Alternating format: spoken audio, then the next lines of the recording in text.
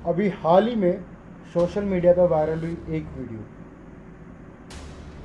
मणिपुर। उस वीडियो के अंदर दिखाए गए वो दृश्य अपने आप में ही एक सहला देने वाले दृश्य थे। इस वीडियो के माध्यम से हमें दिखाई पड़ा कि मणिपुर के अंदर फिलहाल क्या चल रहा है। मणिपुर के अंदर होने वाले दंगे विवाद जो कि ना किसी चैनल पे दिखाए गए, ना ही कोई पॉलिटिशियन जिनके बारे में बात कर रहा है। ये वीडियो कोई कुछ दिन पुरानी वीडियो नहीं थी, बल्कि महीने 2 महीने पुरानी वीडियो थी। सूत्रों का माना जाए तो वीडियो तकरीबन 80 दिन पुरानी वीडियो थी। इस वीडियो को सोशल मीडिया पे आते के साथ ही सोशल मीडिया पे हंगामा मच गया। लोग बाग इस चीज़ की तहकीकात में जुट पड़े कि जो मणिपुर के हालात हैं ये असल में है क्या, और मणिपुर के इस हालात के पीछे वजह क्या है। दोस्तों, आप सभी जानते होंगे कि मणिपुर में होने वाले दंगे क्यों हो रहे हैं, किस लिए हो रहे हैं, और अभी फ़िलहाल मणिपुर की क्या हालात है, मणिपुर किस तरह जल रहा है, और इस चीज़ को लेकर आपके पॉलिटिशियन, वहाँ की गवर्नमेंट और आर्मी या फिर हमारे यहाँ पे आर्म फोर्स किस तरह बर्ताव कर रही है, किस तरह इसके ऊपर एक्शन ले रही है, आपका लो न्याय कानून किस तरह से इसके ऊपर वर्क कर रहा है।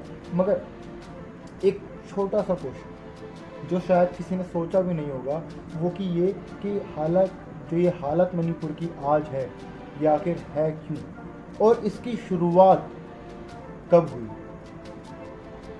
मणिपुर अपने आप को जलाने के लिए इस हैवानियत पे आने के लिए क्यों उतारू है, क्यों मणिपुर की हालत आज ऐसी है कि वहाँ पर कोई भी बहन बेटी, कोई भी इंसान सुरक्षित नहीं है। लोग वहाँ से अपने घर बाहर छोड़कर पलायन कर रहे हैं, क्यों। मेरा नाम है नितेश कौशिक, आप देख रहे हैं वर्सेटाइल एडवोकेट, और आज हम यहाँ पर बात करने वाले हैं मणिपुर के बारे में और मणिपुर से जुड़े कुछ अहम मुद्दों के बारे में।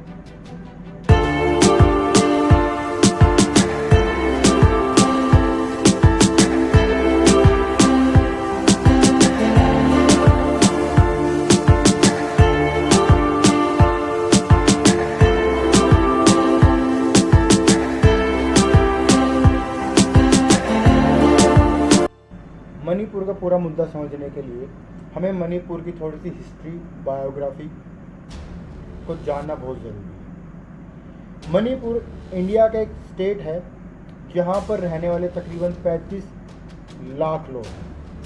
वो 35 लाख लोग 3 वर्गों में बटे हुए हैं। पहला है मैतई, दूसरा है नागा, तीसरा है कुकी। मैतई के अंदर हिंदू की जो जनसंख्या सबसे ज़्यादा है, उसके बाद उसमें आते हैं मुस्लिम। कुकी के अंदर आने वाले सब क्रिश्चियन लोग, ज़्यादातर क्रिश्चियन लोग। अब तक मणिपुर में फ़िलहाल 60 विधायक, जिसमें से 40 मैतई से आते हैं, 20 नागा से आते हैं और 20 कुकी से। मणिपुर में अब तक 12 इलेक्शंस हुए हैं और 12 बार सीएम वहाँ पर चुना गया है, जिनमें से 2 बार सीएम कुकी और नागा से चुना। कुकी और नागा को SC/ST के अंदर एक स्पेशल कास्ट रिजर्वेशन एक्ट के तहत एक अलग से श्रेणी में डाला है, एक रिजर्व श्रेणी में डाला है, और ये जो सारा मुद्दा है ये इसी से कहीं रिलेटेड है।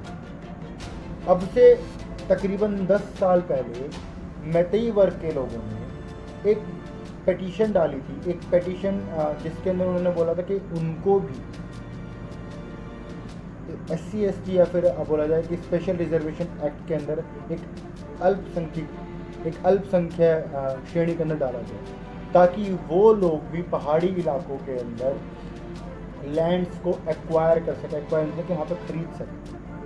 साथ ही साथ उनको भी कुछ जॉब्स, स्टडी और एजुकेशन से रिलेटेड सेक्टर्स के अंदर रिजर्वेशन दिया। वहीं दूसरे वर्ग यानी कि नागा और कुकी वर्ग का ये कहना है कि मैतई वर्ग को ऑलरेडी SC/ST एक्ट के अंदर काफ़ी सारे बेनिफिट्स प्रोवाइड किए जाते हैं, और बाकी और कॉन्स्टिट्यूशनल के अंदर भी उसकी लैंग्वेज का एक जो लोकल लैंग्वेज है वहाँ की मणिपुर की मैतई के रिलेटेड, वो वहाँ पर दर्ज 8वें नंबर पर उस लैंग्वेज को दर्ज किया गया है। तो अगर सब कुछ मैतई वर्ग को दे दिया जाए तो वो कुकी और नागा वर्ग वाले लोग कहाँ पर?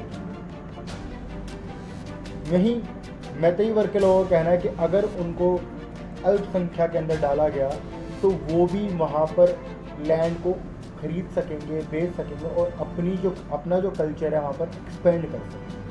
अब तक मणिपुर में रहने वाले जितने भी लोग हैं, जो मैतेई लोग हैं, उनके पास 10% जो मणिपुर की लैंड है वो हिस्सा है और बाकी का 90% कुकी और नागास के पास है।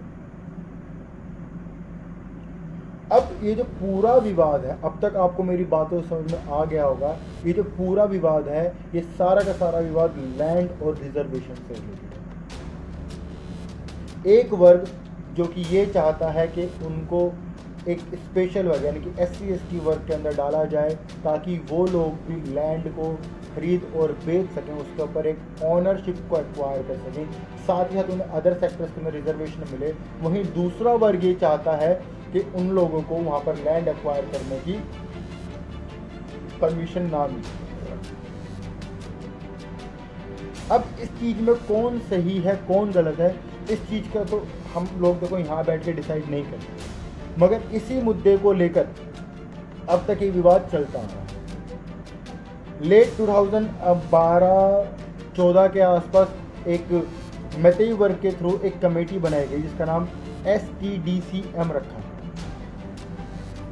इसका फुल फॉर्म है scheduled tribes demand committee of Manipur. इस कमेटी के थ्रू वहाँ के मैतेई लोगों ने अपने आप को शेड्यूल कास्ट के अंदर कन्वर्ट करने के लिए, अपने आप को शेड्यूल कास्ट में डालने के लिए एक कमेटी बनाई और जिसके थ्रू ये सारा का सारा जो भी उनके पेटिशन थे, जो लॉफुल एक्ट थे, उनको चलाया जा रहा है।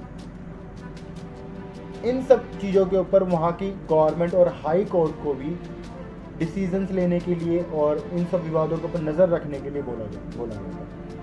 अभी जो पूरा मुद्दा है, जो आज हालत है मणिपुर की, वो क्यों है, किस लिए है, इसके पीछे एक छोटी सी चीज़ है और वो है मिसअंडरस्टैंडिंग। किस तरह की मिसअंडरस्टैंडिंग? अभी हाल ही में ही वहाँ की हाई कोर्ट ने सेंट्रल को कनेक्ट करते हुए और वहाँ के CM या फिर वहाँ के लोगों को कनेक्ट करते हुए एक ओपिनियन मांगा कि क्या मैतेई वर्ग के लोगों को रिजर्वेशन देना चाहिए या फिर मैतेई वर्ग के लोगों को ST ट्राइब्स में डालना चाहिए या नहीं। सिर्फ बात इतनी सी है, और मगर वहाँ की जो कम्युनिटी है, जो कि वहाँ नागा और कुकी कम्युनिटी है, या फिर वहाँ पे जो रहने वाली जो एक प्रॉपर कम्युनिटी जो एक्चुअली उस एरिया के अंदर एक कम्युनिटी बनाई गई है जिसके अंदर सारे के सारे विधायक काउंट किए जाते हैं उस शेड्यूल ट्राइब के रिगार्डिंग। अब उनका ये कहना है कि हाई कोर्ट ने ये ऑर्डर पास कर दिया है कि मेताज को शेड्यूल ट्राइब्स के अंदर रखा जाएगा, और इसलिए वो नाराज़ हैं क्योंकि उन लोगों से पूछा नहीं गया, फिर उन लोगों से उनकी ओपिनियन नहीं मांगी।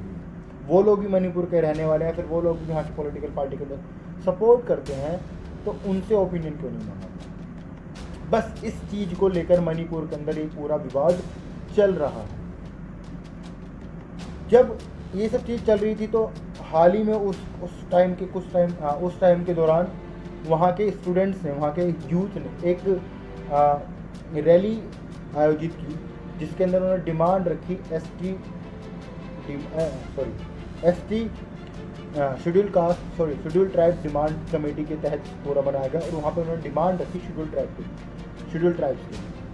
वहीं जो दूसरे वर्ग के लोग थे उनके अंदर और इनके बीच में कुछ आपस में तू मैं थोड़ा सा झड़प हो गई, जहाँ से पूरा मुद्दा डेवलप।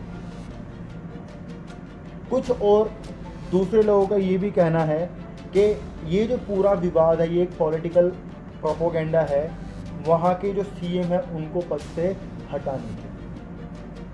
वो लोग ये चाहते हैं कि जो वहाँ के CMO पद से हट जाए ताकि वहाँ पे जो अफीम की खेती है वो लोग उसको कर सके, क्योंकि वहाँ पे जो फ़िलहाल CM है वो ड्रग्स के पीछे या ड्रग्स को वहाँ से हटाने के लिए जी तोड़ मेहनत कर रहे हैं।